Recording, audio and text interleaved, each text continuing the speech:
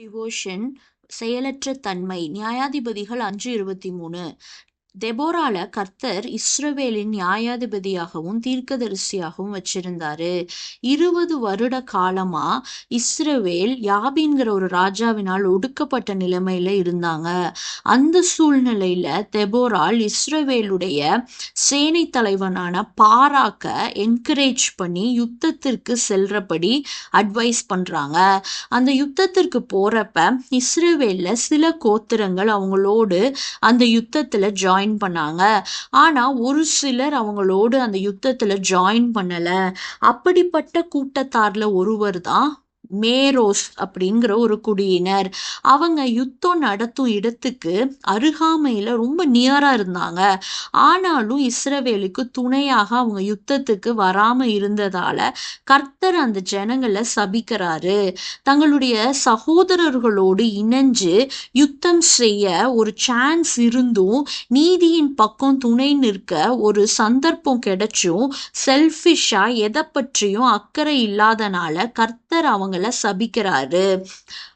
மேரோஸோட குடியினர் விக்கிரக ஆராதனை செஞ்சனாலேயோ ஒழுக்கக்கேடான செயல்கள்ல ஈடுபட்டனாலேயோ கர்த்தர் நிந்தனை செய்தாங்கங்கிறனாலேயோ அவங்க சபிக்கப்படல. தன்னுடைய சகோதரர்கள் யுத்தத்தை செய்து கொண்டிருப்பதை பார்த்தும் அதுல கலந்து கொள்ளாம சைலண்டா இருந்தனால சபிக்கப்பட்டாங்க. சில சமயங்கள்ல நடுநிலை வகிப்பது கூட பாவம் தான். அதே வேளையில கர்த்தர் யுத்தத்துல இஸ்ரவேல் ஜனங்களோடு துணை நின்று யுத்தம் செய்த கோத்திரங்களை குறிப்பிட்டு பேசுறாரு. செபுலோனும் நப்தலியும் போர்க்கள முனையில தங்கள் உயிரை எண்ணாம மரணத்துக்கு துணிந்து நின்றாங்கன்னு சொல்றாரு. கடவுள் செபுலோன் நப்தலி புத்திரரின் செயலையும் கண்ணோக்கினாரு. மேரோஸுடைய குடிகளின் செயலையும் கண்ணோக்கினாரு. இதுல இருந்து நம்ம தெரிந்து கொள்ள வேண்டிய ஒரு காரியம் என்னன்னா, இன்னைக்கு இருக்க விசுவாசிகள் சபைக்கு வராங்க. பல ஊழியக்காரர்கள் தங்கள் நேரத்தை ஆண்டவருக்கு ஒதுக்கி ஊழியம் செய்யறாங்க. ஆனா இந்த விசுவாசிகள் சண்டே மட்டும் அலங்காரம் பண்ணிட்டு சபைக்கு வருவாங்க. சர்ச் முடிஞ்ச உடனே வீட்டுக்கு போயிடுவாங்க.